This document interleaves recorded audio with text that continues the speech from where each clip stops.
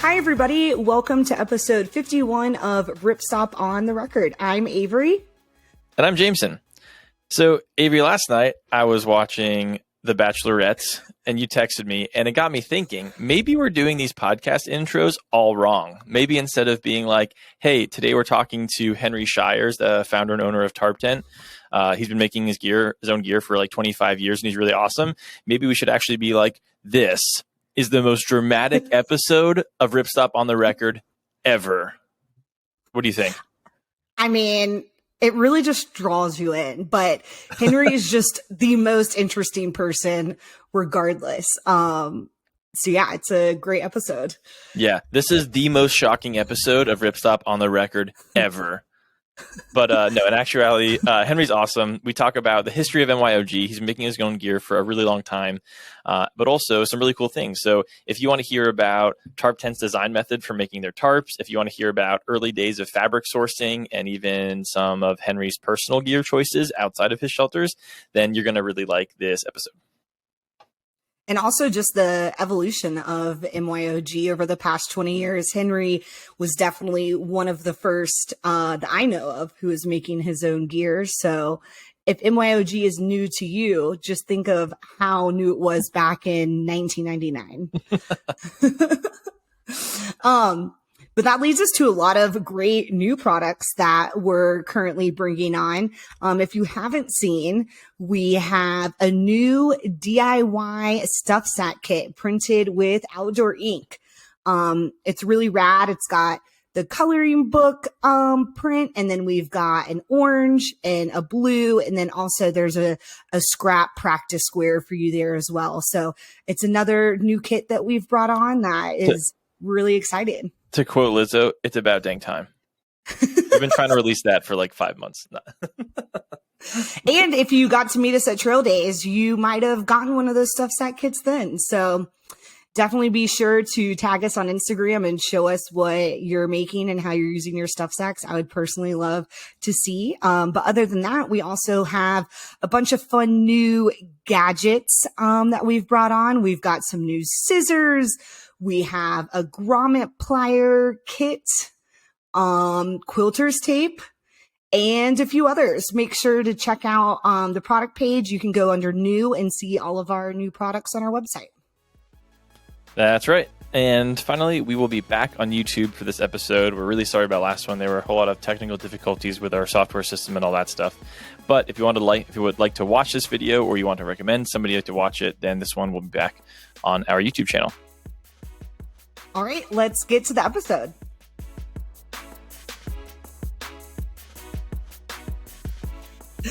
Hey, Henry, thanks for joining us today on Ripstop on the Record. Can you tell us more about who you are and what you do at Tarptent? Sure. Well, I guess I'm officially the president of Tarptent. I've been doing this for 20 some odd years. We founded the company in 2001. The whole thing came out of, as a result of ultimately of my PCT thru-hike in 1999. And for that effort, I made some of my own gear, and then I had an idea for sort of a floorless tarp shelter. I just called it Tarptent because it was kind of a merging of the two ideas. And then I posted some plans on a site that's actually still in existence called backpacking.net, I believe. Yeah, backpacking.net. And that would have been the end of it, but I kept getting emails from people going, hey, this looks cool. Could you make me one of such a thing? I was like, no, I hate sewing, but here's some plans. have fun. So that's kind of, there's a lot more to that story, but that's how it all sort of started for me. And then it's grown organically over time. We really had no plans to start a company or anything like that. It was a hobby that turned into what it is now, frankly. Yeah. So I want to start out the conversation talking about Tarptent specifically, because I think you're a great example of the growth that the MYOG industry has seen as a whole. So as it pertains to the business, tell us about the business side of Tarptent right now. Where are you guys at in terms of size? Where are you located?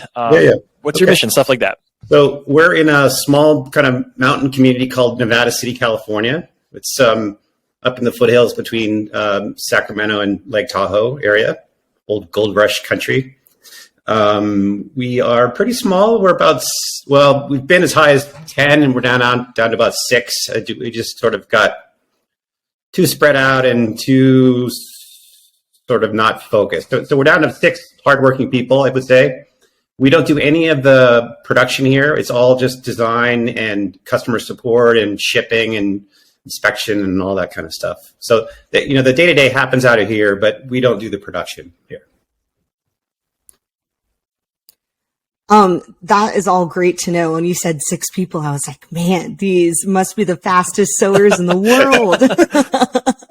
But no, I think that's becoming more and more common. And especially since you've been around since 2001, I know getting that stuff into production, can be definitely quite the process. So kudos to you. And I'm sure that takes a huge weight off of the shoulders of having, to have a small team making them by hand. I know the next question is going to be fairly difficult, but what do you think sets Tarptent apart from other shelter makers or shelter companies? Well, I don't know. I mean, again, I think this all goes back to the make your own gear thing. So as I said, I never intended to start a company. It was just a passion that sort of evolved, not really not on my own terms, if you will, and not on my, it just sort of happened. But I think to this day, I maintain a real passion for shelters, for shelter design, for shelter utility. And, I look at it, I'm a nerd that way. I mean, I look at tents and I get all excited. I just get goosebumps. I look at stuff and go, well, if we could change this and this and this and this, look how much cooler that would look. And I look at a pack or a sleeping bag and I feel nothing. I'm just dead. But I look at a tent and I get all tingly. So that's kind of what drives me day to day. I still feel like I'm learning. I think the big thing for me early on was discovering computer aided design software, CAD software, and that's just opened my world and still does to this day. I mean, I can invent things I could barely dream of back in the day. I can see, it's like, I can't even draw a stick figure to save my life, but I can create things on screen, that are fully 3-dimensional that I couldn't possibly do with pen and paper. And so that's really opened my world and it keeps me invigorated. Yeah. So you said the first iteration of a tarp tent came from your 99 PCT thru-hike. Now Tarptent sells 2 and 3 plus person tents. How did those iterations come to fruition or come to life? What inspired those designs? Well, I'll start at the high end first. The high end, actually, the 3 and 4 person came from my family need. So my wife and my now 16-year-old boy and our large dog at the time, we needed some place to all be in one contained unit, right? So that's how the hogback developed, and then and before that, the 3-person when our son was much smaller. So that was kind of the high end evolution, and then the 2-persons. I don't know. It's just like our first 2 tents that we launched on the market were effectively the same design. They were called the Virga and the Squall, and one was just a bigger version of the other. So that was the first 2-person. The Virga being the 1, and then the 2, and then we just. Most of this is just not planned. It's just sort of it evolves over time. And so I've told the story before, but way back in the day, I was not and am still not a trekking pole user, which seems kind of weird these days. But yeah. And the first tents we put out were kind of hybrid structural systems in the sense they had a rear arch pole and a front trekking pole. Well, ultimately what turned into a front trekking pole, we shipped the products with a front vertical aluminum, somewhat flexible pole. And then I kept getting responses from people going, well, this is great. I don't need the pole though, because I'm going to use my trekking pole. And I was like, what? What are you talking? It never occurred to me. So, but anyway, since those days, the stuff that we make now is a mixture of arch poles and tent and trekking pole kinds of designs. But a lot of it's just we around the office we take seriously our feedback from customers and, hey, what about you could do this with an arch? Oh yeah, cool idea. We'll work on it. And things happen. Yeah. I think that really resonates with me, especially having like a creative background in being an artist. I was always told, artwork is never finished. Like the painting is never done. You can always go back and add more. And being a personal fan of Tarptent and a personal user of Tarptent, I've seen how your designs, even just over, since I did my thru-hike in 2018, have totally evolved and changed. So it's very exciting as someone who also really likes to nerd out on tents and being comfy in the woods. It's just great to see how that has evolved. And I'm sure even more so from your perspective, starting this in 2001 and now here we are in 2022. So much has changed from, mostly just the thrill of people doing thru hikes. Like I can only imagine what your experience was like when you did it back in the 90s. Now, looking 25 years later, there's more people thru hiking. So there's more of a demand and people have these great ideas. So I love that you're constantly evolving that. And it's been really fun, to watch as a user. Yeah. Cool. We talked to Dan Durson a few weeks ago about his shelter as well. And one kind of attribute of a good shelter that he mentioned was kind of simplicity. What sort of attributes do you think are a part of Tarptent or are a part of your design process that make them so popular? Like Avery said, she's thru-hiked to the Tarptent. I believe your friend took your Tarptent on a thru-hike, not to mention thousands of other people that have really, really enjoyed your design. What do you think makes them so popular in that way? I don't know. Back in the day, the thing was about, and it still is to this day, it's about utility. It's about keeping the rain and the bugs out of your world while you're sleeping, ultimately, right? So and there's multiple ways to do that. So simplicity is certainly one of them. So, one of the sort of the keys, I suppose, to simplicity is, the fewest number of stakes possible, I suppose, is, one measure anyway of utility.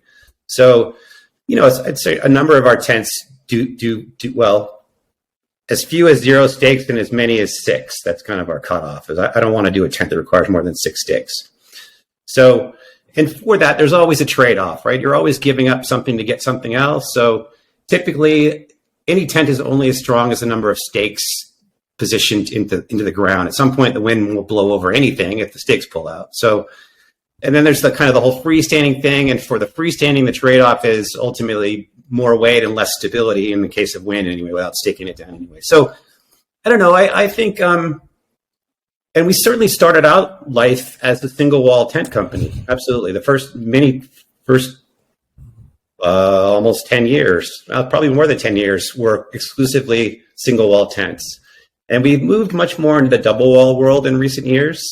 And I understand the utility. Although I grew up on the East Coast, most of my backpacking has been on the West Coast. And for me, in my experience, the single wall design has worked perfectly fine. I think condensation is a fact of life. It doesn't matter what we'll have condensation.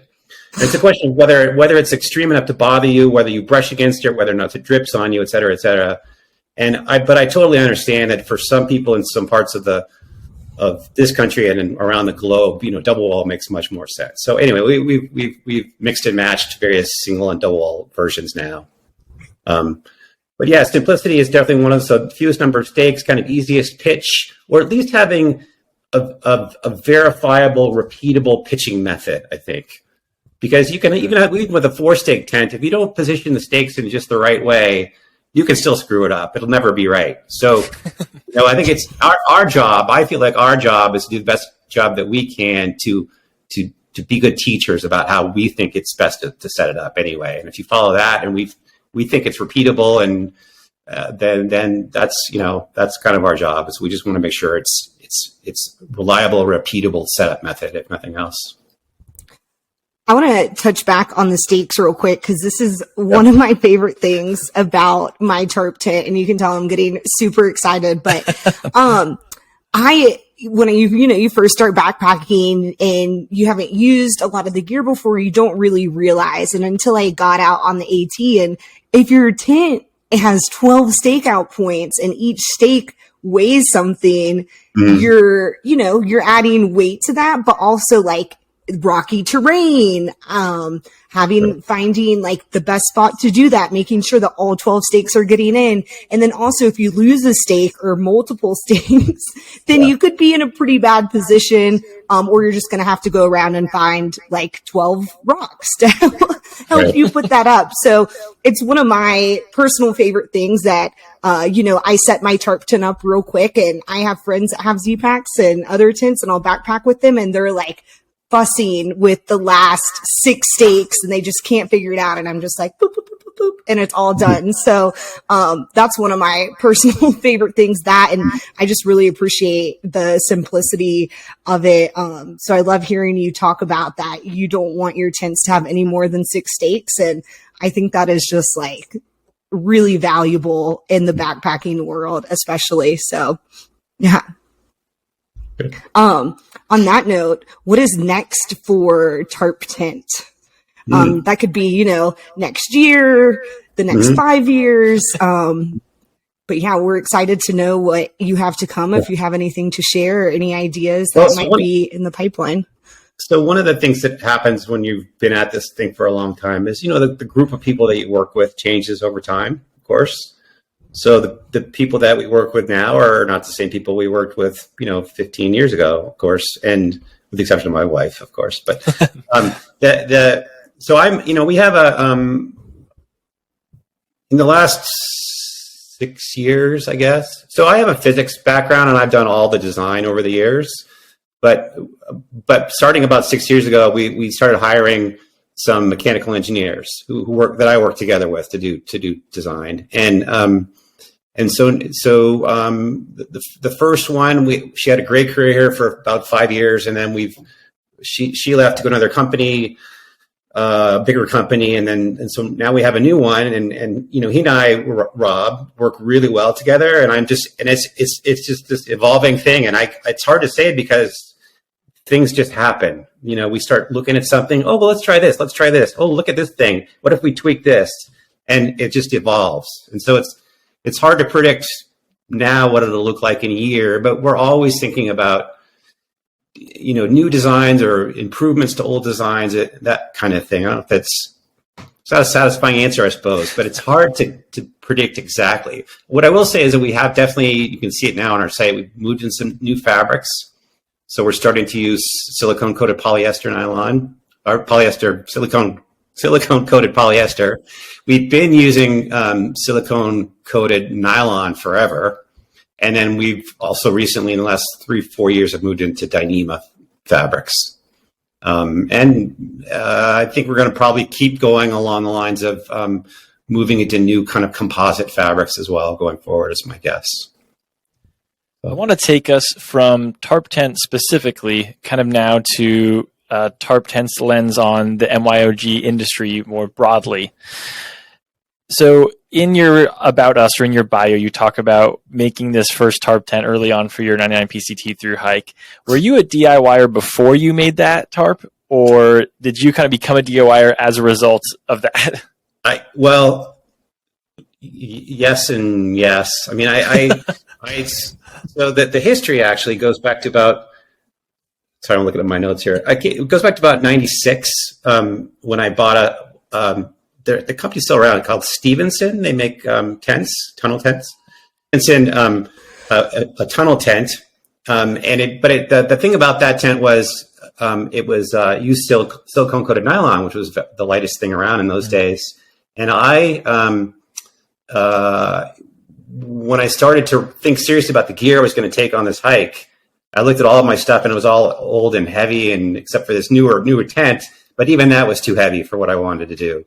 So I thought, well, what if I made my own sort of little tarp thing out of the same kind of fabric, and we'll see how that goes. So I bought a sewing machine at Shires, and I hacked this thing together, and then I ended up making some pants and a jacket and a poncho and a few other things. So that's kind of got me started, was gear, getting some stuff that I needed for my own hike together with having zero experience sewing or anything like that. I just bought a sewing machine and went to work, Yeah. So that's kind of how it all started.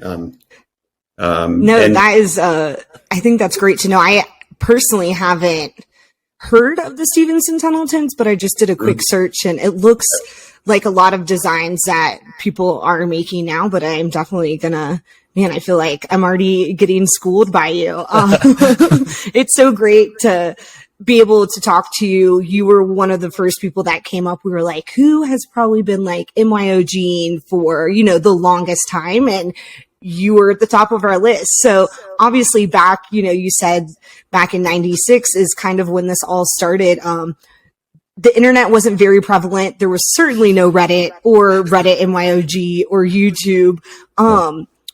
What or whom did you have for external influences? I know you mentioned the Stevenson tunnel tents, but where else were you looking to get kind of inspiration and know-all to be able to start making your own gear? So the book that I purchased in the year or so before I did the PCT was a book called The PCT Hiker's Handbook by an author named Ray Jardine. I don't know if that name means anything to you. And it was very much, he talked a lot about just trying to lighten up all the way through all your gear. And it was, profound is maybe too strong of a word, but it really got me thinking about my own gear and what I could do to lighten it all up. And that ultimately, turned into the first tarp tent. Not that I got that design or anything from him, but it was just like, oh, well, yeah, I could get my own fabric and I could sew something together and, see where it goes. So that was definitely a big influence. And then the other thing that there was a web resource. Again, I mentioned the site called backpacking.net, which is still around. And I ended up I sort of documented the plans for the original tarp tent, and I put it up on backpacking.net. So people were able to download the MYOG plans for making such a thing from that site. How did you source fabric back then? Ripstop by the Roll, Dutchwear, Rocky Wood, Seattle Fabrics, these awesome companies didn't exist. Where'd you get it? That's a very good question. I don't know where I got my first fabric. It must have been some sort of online thing because I don't think I could find Sil Nylon at a local fabric store. I don't remember. Yeah. Eventually, within the first year or two of sort of going formal on all this, we hooked up with a company. Sorry, I'm looking at my notes here. Back on the East Coast, where they did source Sil Nylon and a number of it. They're called Westmark. I think they're still around. And we sourced Sil Nylon directly from them, and that would have been starting in probably 2003 or thereabouts, I think. But what were those Sil Nylons like? What was the weight comparison then to Sil Nylons now? Well, it was so because of the influence from Warm Light Stevenson. I went exclusively 30D Sil Nylon. That's what I could find, and it was all around 1.56, I think, ounces per yard, something like that. What is true over time? So we've gone through a number of different flavors of Sil Nylon over time, and I know there were some changes in rules and regs, and so it was silicone or silicone all the way through, and then it was like a mix of silicone and urethane blending stuff. You guys know all this stuff, and then and now we're back to, we've changed fabrics over the years. Now we're back to real silicone only, but there was definitely a blending going on in there for a while, and there was I think that had to do with my understanding from Westmark is that had to do with U.S. rules and regs, and because so that's kind of. No, I think all that makes sense and helps lead really well into the next question. You just talking about seeing multiple types of the way fabric was blended and made, over the past 20 years. What have been some of the most notable milestones in either the MYOG industry or the cottage industry that could either be, from fabrics to just the amount of cottage companies now, or how the internet helped change things? I'll let you answer that however you please. Well, certainly it's grown. It's grown a lot, and it's now grown to the point where it's having a huge impact on sort of where the bigger box industry is going, in the sense that they're all trying to get lighter, right? And so to the extent that we change the world that way. but I would say over time, certainly new fabrics, DCF that I resisted for a long time. I can talk about that, but I am curious. You don't have to talk about it if you don't want to, but what was the hold up hesitation? Yeah, with DCF. So for me, it has something to do maybe with the way I was raised, which was funny. It's just that the pricing of this stuff really, it still to this day strikes me as wrong in some way. I don't know. It's so expensive. And so it ended up, basically doubling the price of a tent. And I just couldn't wrap my heart around selling something for twice the price that does the same thing that something half the price. I mean, it mostly does the same thing, right? There's certainly big upsides to DCF. I mean, I totally agree. But for me, ultimately, it was just about, I just couldn't, it just seemed really expensive. But I'll say that what finally turned it around for me was seeing what was proving to be very popular on the market in DCF, and me as a designer looking at it going, I can do much better than that. I know I can. There has to be more than just the fabrics, right? I mean, there has to be, sure, it's just fabric, right? But I can do more with that fabric at the same price, at least, as other people can. So that's what turned it around for me ultimately. Maybe it's an answer, but at some point I felt like, all right, if this is the way the world works, then I'll participate in my own way. What do you want to see from other fabrics now? Like silk poly is obviously a bigger thing on the market, and definitely a huge benefit. But I do like. What we hear at least is a lot of people love DCF, even with the price tag, the tear strength. What do you want to see out of silk polys or a more approachable price tag fabric now to bridge that gap, which between the price but also what people are asking for, which is stuff that's really bomber.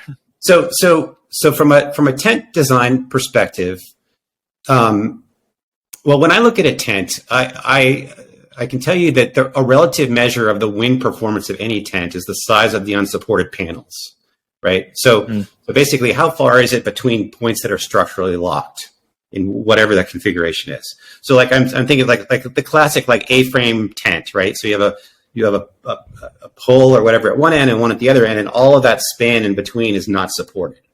So that the fabric is free to move, at least in this direction in the wind. Now, some of that movement, though, can be stopped or inhibited by the ability of the fabric itself to not flex or not stretch in response, right? Sure. So that's one of the key benefits, I think, of Dyneema fiber fabrics is they're literally non-stretch. It's not quite true. They are minimal stretch, but essentially they're non-stretch in all directions. So you can't stretch them this way, you can't stretch them this way, and you can't stretch them through the bias this way, right? Yeah.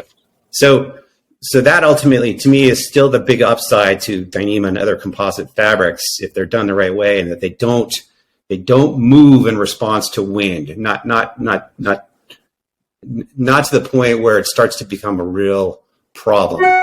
The problem with steel nylon, of course, and steel poly to a lesser extent is still that they can move. The fiber, like a polyester fiber, doesn't stretch, but there's a bias stretch. So that panel still distorts in the wind more than you would like.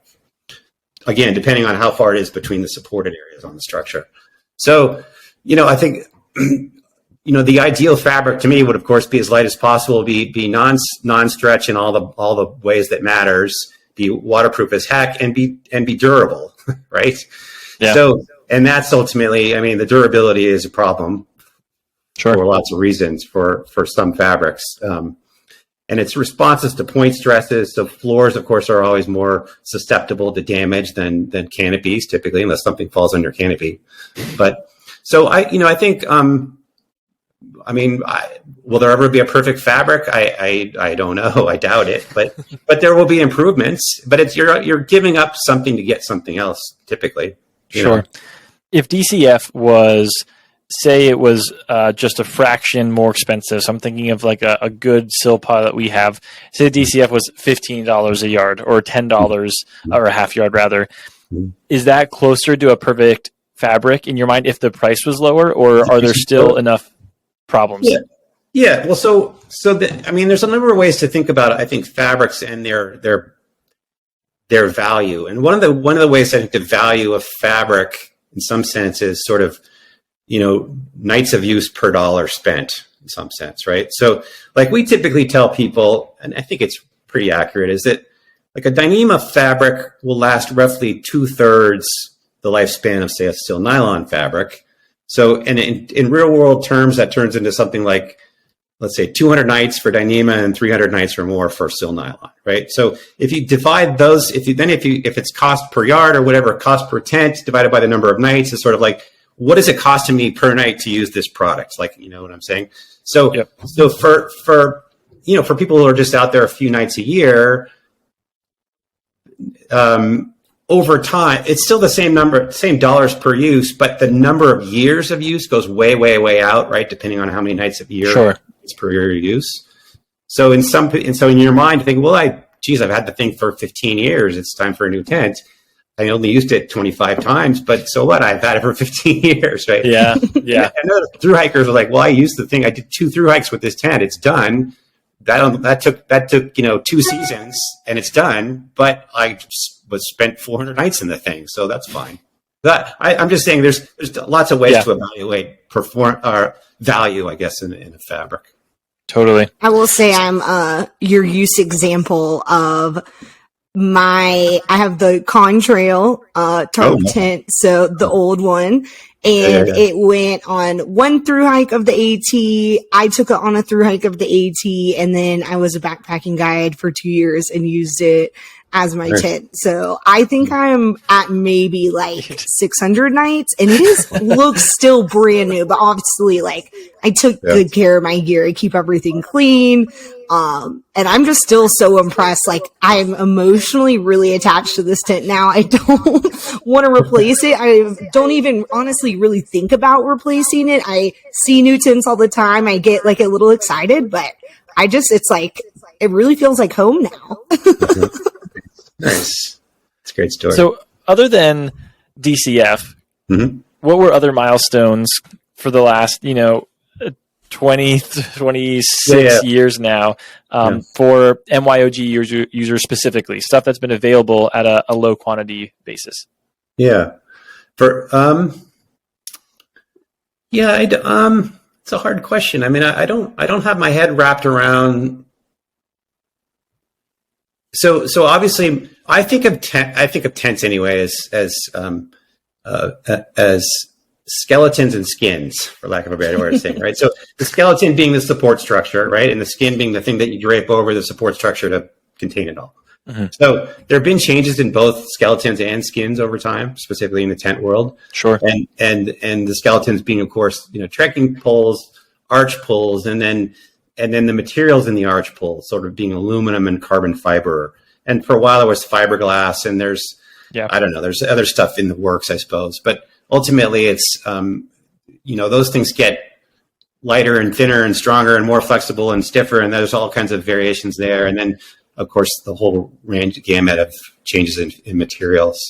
And I really only have my head wrapped around the tent world. I lots of changes in packs and sleeping bags, et cetera. What I will say is that, and I don't know if this is exactly your question, but it's impacting us and it's causing us to think in different directions. Is that as a hiker, you have a collection of gear and it all has to work together. So meaning you can't just have a standalone tent, because it's what you put in the tent, starting with you, that matters, right? But what also goes in tent besides you is specifically your pad. And I would say that the evolution of pads over the years has had a major impact on tents. That being, not only have they gotten wider, but they've gotten a lot thicker. And so that changes how the whole system works together. So specifically a wider pad now, if your tent is not, has a geometry that doesn't support that wide pad at any part of its length, that's a problem. Or if your tent is designed in such a way that with a thin pad, you're far enough away from the walls at whatever end, you're okay. But with a thick pad, you no longer are. It's like all of a sudden you gain 6 inches of height because you're that much closer to the walls. And so that's actually changed quite a bit in recent years, I feel like, and it's changed what we're doing now in response to that, to try to engineer around those thicker, wider dimensions than used to be prevalent. I don't know if that answers your question. No, that's a really good point too. I mean, one thing that I was going to sort of get to eventually was the concept of people making their own tents and how that's a really big challenge for a lot of people. Packs in a lot of ways are far more approachable to design, and the panels and the geometry of a pack are more simple, a little bit less kind of exaggerated, if you will, than a whole shelter design. But that's kind of another good tip for people. I mean, earlier you mentioned having kind of designs around like 6 stakes and stuff like that, but also designing it kind of around your pad is a really good method for kind of scoping out what it is you're going to be looking at. Yeah. So one of the things that we do in our initial design is it's all sort of virtually initially. So we create the skin and the skeleton, and then we put a virtual body inside, and the body has a certain length and width and height and all that, right? But now we have to jack that body up on top of a sleeping pad, which has a certain dimension that we didn't have to worry about in the past, right? But now if you stack a body on top of a 3 or 4 inch pad, right, that changes kind of what the tent has to do over the top of that to make it all work. So I'm curious to know, obviously, because gear has changed, like you're mentioning, from the time that you thru-hike to now. What type of pad were you using on your PCT thru-hike in the 90s? Oh, I just had the closed cell foam, okay, the foldable pad thing. Yeah. Got it. No, that's helpful to know. I actually started out with a little inflatable thing, which of course died at its first encounter with a cactus somewhere. That was it. Set it home. There's definitely, the West has, I feel like, sometimes a lot more obstacles in the way of like pokey things and more rocks, things like that. So you have different types of hazards out there that you have to be mindful of, especially with inflatable things. That's just good to know. So one thing that we strive to do is to highlight just the wonderful people that we get to talk to beyond you just being Tarptent. So with that in mind, we just want to ask you a few personal questions, and your preference to gear. I think, people are always curious to know, like, oh, what is the owner of Tarptent carrying and things like that. So, what is your personal gear, at least like your big 3, your pack, your tent, and your sleeping bag?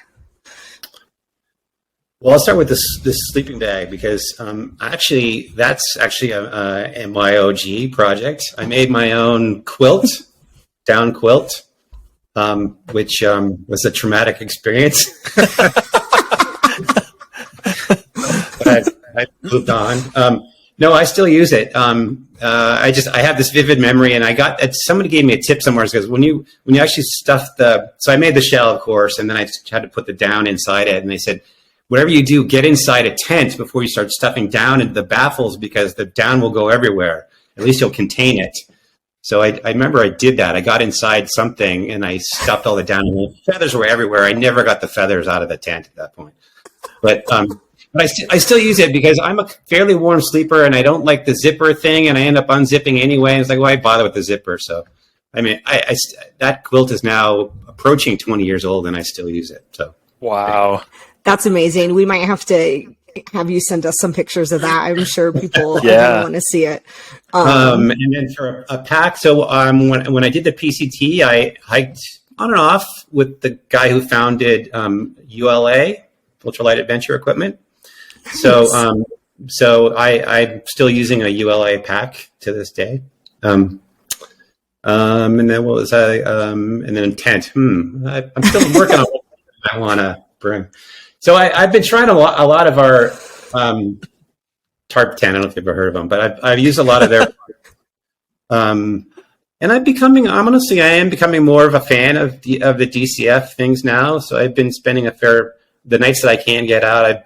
I've been in the Eon. I'm now. So we have a new tent series on the horizon called the Dipole series, which is also it's going to start out in Dyneema, but anyway, but it has, again, I'm cycling back to this response to long, wide, thick pads, but this is our answer to long, wide, thick pads. And so I'm spending some time in that one. I'm excited about that design.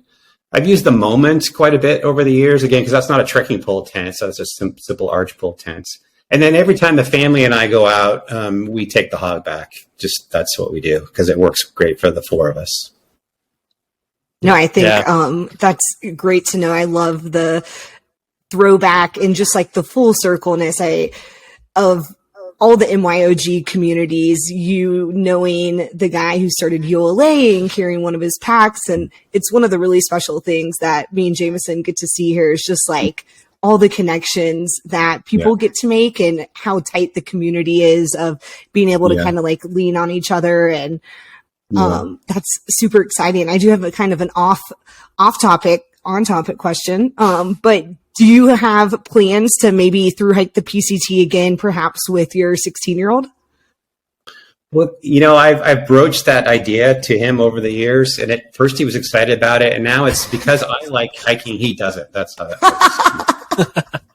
So, no, we've been on some multi-day hikes together. I think he'll come around. He's just in that stage where he's. I don't know that we would do the PCT together, but I would love to do a shorter, on the order of a few weeks, not a few months, kind of hike with. Fair. That would be fun. Like that. Yeah. Do you feel like your design background, your knowledge of fabrics and stuff, does that influence the packs that you want to carry? I know earlier you mentioned how tents really get you going, but packs, don't really do it for you. What's your vision looking at a pack? Because I feel like for most people, that is the thing. Like that's like the coolest thing to talk about. That's a good question. So I actually don't know what Robic? Robic, yeah. Robic. I think that's the ULA pack. I think. Does that sound right? I don't know.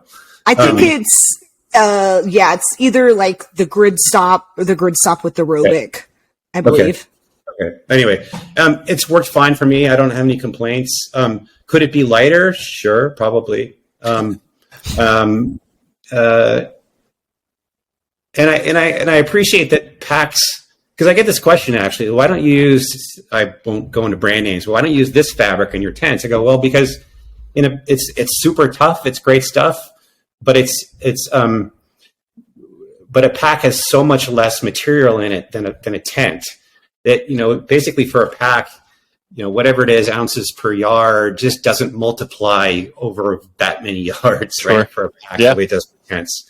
So a super tough, durable pack material makes all the sense in the world. Even with a large weight gain in cost or a weight per yard, because it's not that many yards, right? Yeah. So I don't know. I know there's some good stuff out there.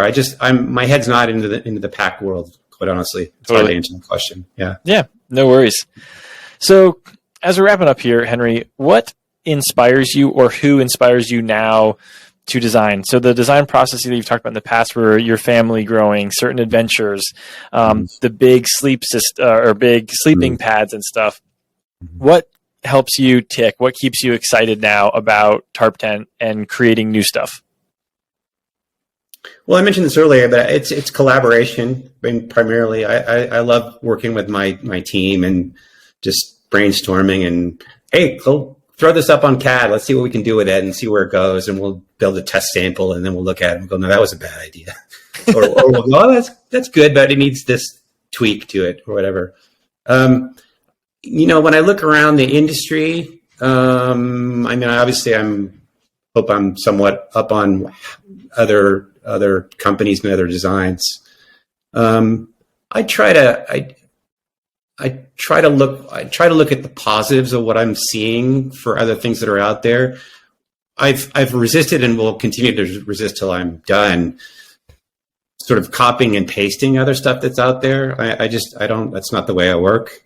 But but I see when I recognize intentionality, or like, oh, I see why they did it that way, and I see the benefits of doing it that way, then I try to work that back into what we're doing. How could we make what we're doing more intentional or more beneficial in some certain way based on our overall design? Not on copying that exactly, but I see the point of that. I don't know if that answers the question. Yeah. So yeah. Again, this whole process just evolves. I don't have a lot of intentionality, and we obviously we're already. Well, one of the things that's happened over time with COVID and et cetera is that we've had to get a lot more intentional about our production cycles. So we're already well into next year for production planning, and it's just things are taking so much longer now to go from screen to finished product. And so we might get all excited about something, but in reality, we're a year out from getting that on the market, probably. Yeah. Yeah.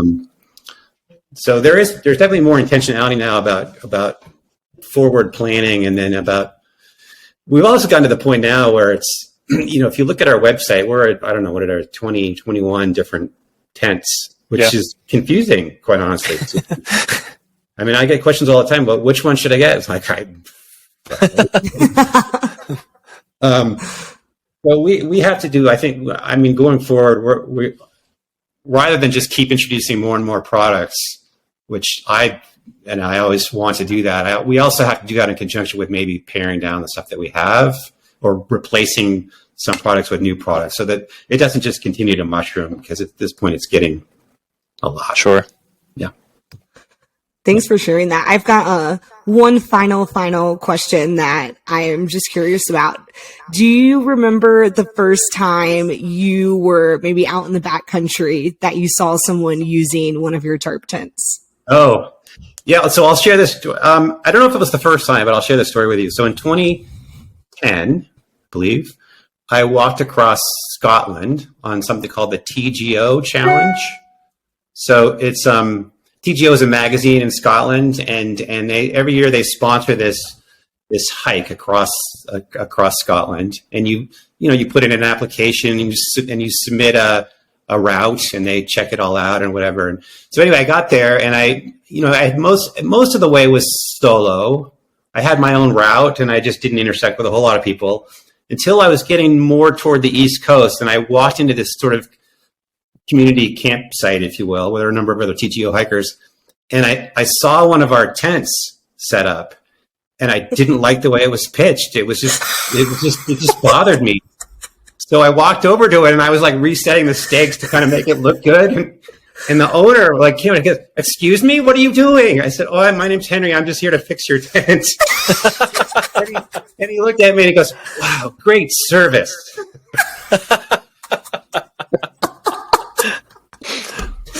So that was fun.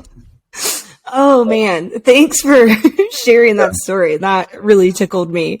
It has truly been great to talk to you, Henry, and talk to you more about Tarptent, but also just we see you as a pillar of the MYOG community and the history of MYOG, up there with Ray Jardine and the others. But we're just really glad that you're a part of this community. And we just really thank you for being able to talk with us today to shed more light on tents and the history of making your own gear.